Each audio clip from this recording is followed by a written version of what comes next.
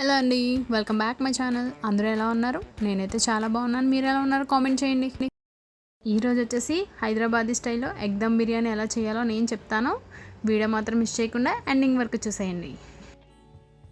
నేను వచ్చేసి 4 కోడిగుడ్లు తీసుకున్నానండి. వాటిని ఉడకబెట్టి పైన ఉన్న పీల్ తీసేసుకుని పక్కకు పెట్టుకుంటున్నాను. ఈలోపు మరో బౌల్లో రైస్ కూడా మనం కడిగి 1 అవర్ నానబెట్టుకోవాలి కదండి. నేను వచ్చేసి ఈ కప్పుతో 3 కప్పులు రైస్ తీసుకుంటున్నానండి, నా క్వాంటిటీకి సరిపడా.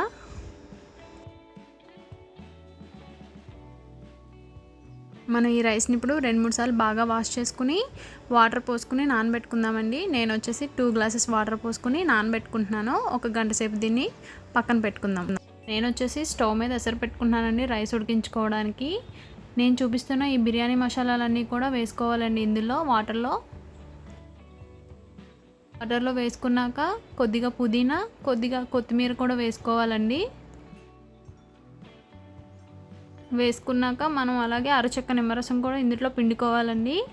పిండుకున్నాక 1 స్పూన్ ఆయిల్ కూడా వేసుకోవాలి. అలాగే రుచికి సరిపడ ఉప్పు, ఇందులో అంటే ఉప్పు కూడా ఎక్కువ పడుతుంది, మీరు చూసుకుని వేసుకోండి. ఉప్పు వేసుకున్నాక వాటర్ని బాగా మనం మరిగించుకోవాలి.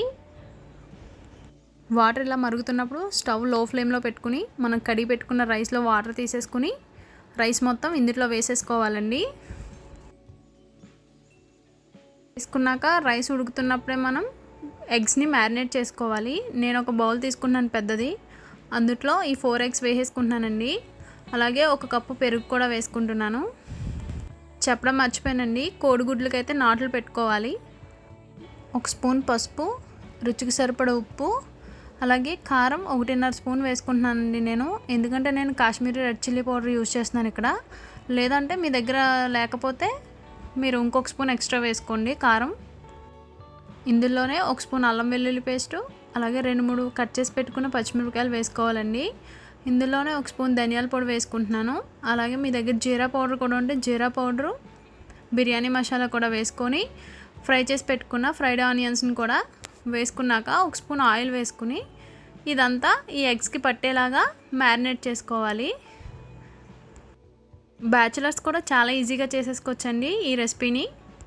రైస్ అయితే ఉడికిపోయింది 80%. ఇప్పుడు మనం మ్యారినేట్ చేసుకున్న ఎగ్స్లో ఈ రైస్ అంతా మనం లేయర్స్గా వేసుకోవాలండి. చూసారు కదా, ఈ విధంగా స్లోగా లేయర్స్ లాగా మొత్తం రైస్ని వేసేసుకోవాలండి. ఫ్రై చేసి పెట్టుకున్న కొన్ని ఫ్రైడ్ ఆనియన్స్ కూడా పైనుంచి ఇలా వేసుకోవాలి. వేసుకున్నాక కొద్దిగా కొత్తిమీర, కొద్దిగా పుదీనా వేసుకోవాలండి.